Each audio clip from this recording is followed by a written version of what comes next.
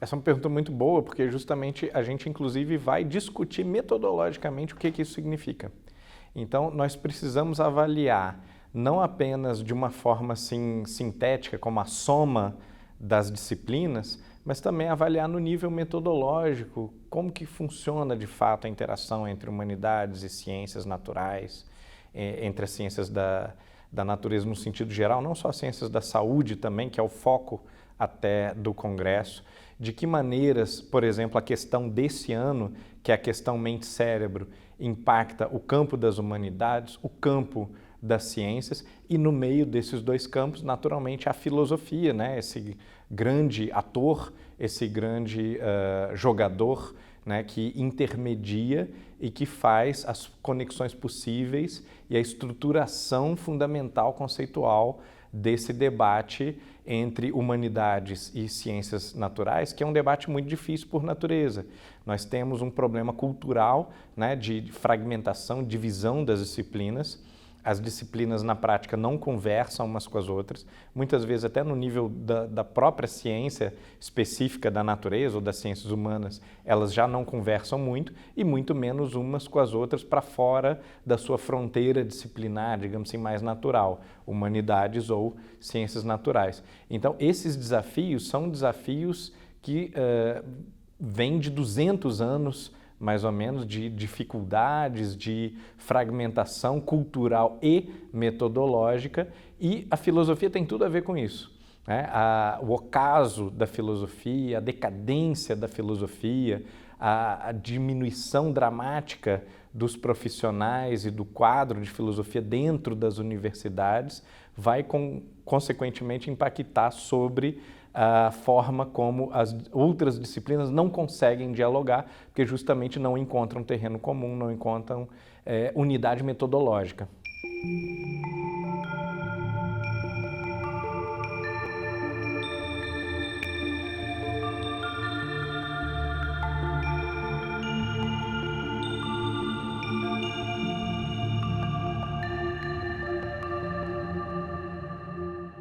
O principal desafio hoje é que, justamente por não haver unidade racional entre as disciplinas, as humanidades elas caíram ou recrudesceram uma zona de conforto que é puramente interpretativa, né, que a gente chama de hermenêutica, né, uma visão interpretativa da realidade humana, dos fenômenos humanos, principalmente dos fenômenos culturais, textuais,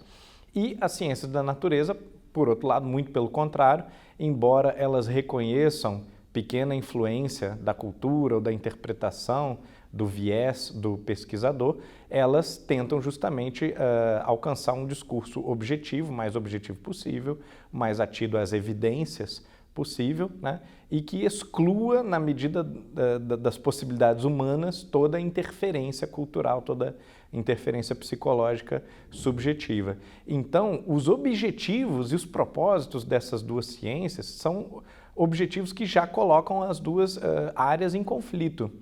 que é que garantia essa unidade? O papel principalmente da filosofia, como pré-ciência ou meta-ciência, que não é nem humanística, nem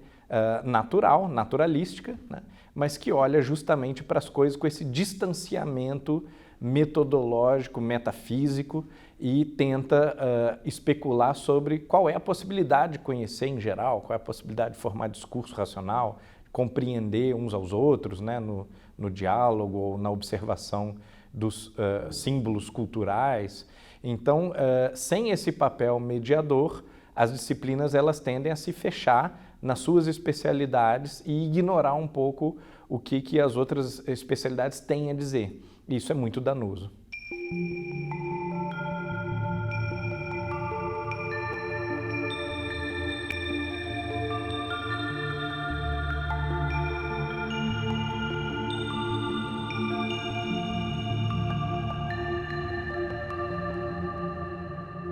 Lamentavelmente, tem contribuído pouco por conta da falta de adesão dos filósofos, também estão rendidos ao vício da especialização. Então, muitíssimos filósofos, desde o positivismo, eles têm se dedicado cada vez mais a fazer uma leitura enclausurada, né, sob limites muito estreitos de uma vertente filosófica ou um autor específico, ou interpretação de um único autor, alguma coisa assim, e não partem para o diálogo franco sobre os problemas fundamentais da nossa geração, da ciência atual, das humanidades, como elas estão atualmente. Então, isso é um primeiro problema. Um segundo problema é que muitas vezes, quando o filósofo ele tenta essa abordagem, ele se depara com o fato de que a própria especialização gera um volume gigantesco de material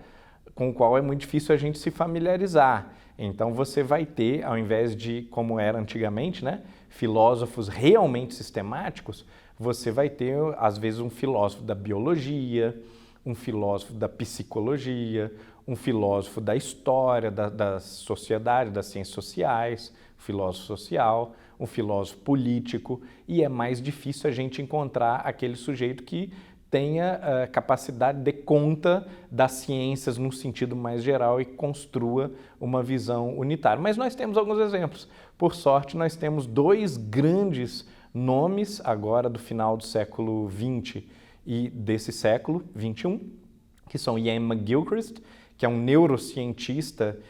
mas que também conhece profundamente a filosofia e tem feito a ponte entre neurociência e filosofia de uma forma incomparável, e Dieter Henrich, na Alemanha, recentemente falecido, que é talvez o maior nome, maior expressão mundial nessa tentativa de integrar todo o conhecimento humano, as artes, todas as atividades humanas, numa visão que tem que ser uma visão realmente global da realidade humana, da consciência humana. Embora os desafios sejam muito grandes, nós temos esses dois exemplos de pesquisadores que apresentaram contribuições muito grandes nesse sentido e que ainda não são suficientemente conhecidos.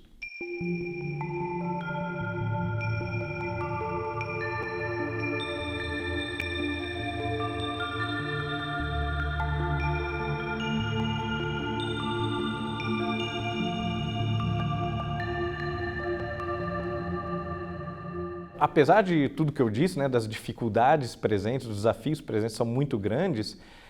há muitos sinais de uma melhoria do quadro. Então, a interdisciplinaridade deixou de ser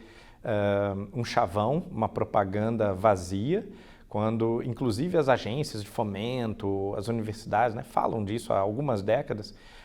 mas, na verdade, muitas vezes esse convite ele não era atendido por ninguém e não se sabia também, não havia os caminhos, os meios para facilitar essa interdisciplinaridade.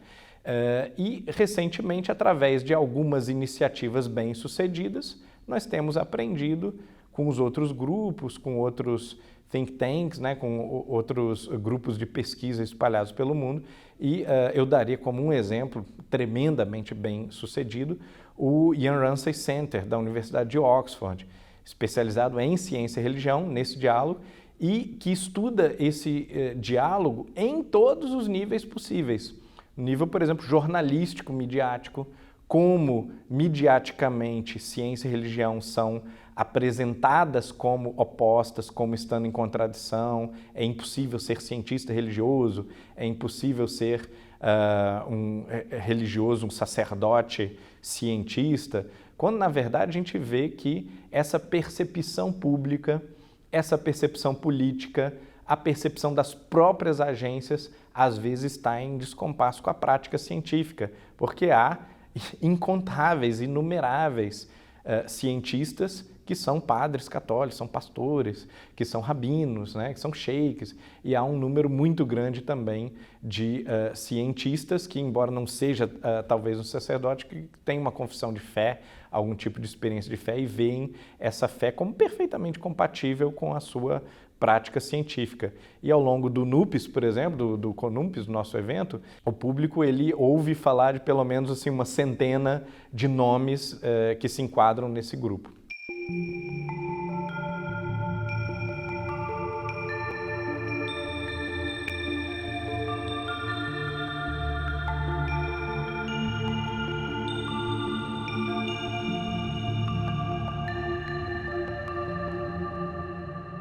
Influenciou bastante, né? Inclusive depois do retorno, né, desse estágio pós-doutoral na Universidade de Oxford,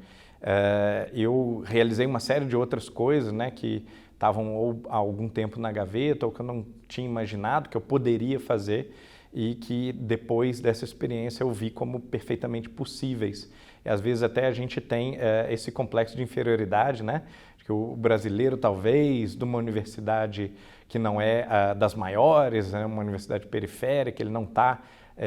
qualificado para fazer certas coisas e às vezes quando você chega num ambiente muito mais intenso, até elitista, as pessoas viram e te convidam com uma naturalidade, ou elas tratam todo mundo como igual, e há também uma demanda muito grande por produtividade. Né? Não diria nem pressão, porque fica parecendo uma coisa pejorativa, como se a gente estivesse dizendo assim que há uma compulsão de produtividade, mas do ponto de vista positivo, eu vejo que esses centros de excelência, eles te convidam e eles te dão todas as ferramentas para produzir um trabalho de excelência. E isso realmente é algo que destrava coisas em nós quando a gente às vezes está acostumado com os desafios, os empecilhos, até dificuldades impostas pelas próprias instituições brasileiras, né? Às vezes você tem a sensação que a universidade não está te empurrando para frente, ela está te puxando para trás, ela está servindo de âncora por conta de mentalidades, né? De práticas culturais às quais a gente está acostumado.